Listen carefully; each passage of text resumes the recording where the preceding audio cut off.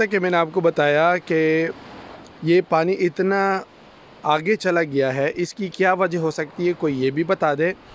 और ये आप देख सकते हैं कि अब मैं कितना नीचे हूँ और ये पानी यहाँ तक इनको लगता है।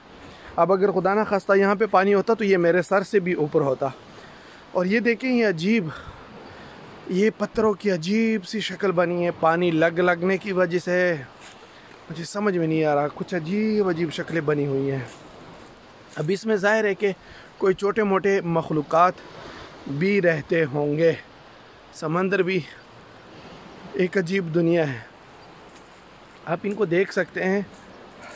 ये देखें कैसे अजीब, मुझे तो खौफ आ रहा है, खौफ, डर लग रहा है कुछ चीज़ ना निकल आए। ये देखो समंदरी सांप ना हो, कोई ये ना हो।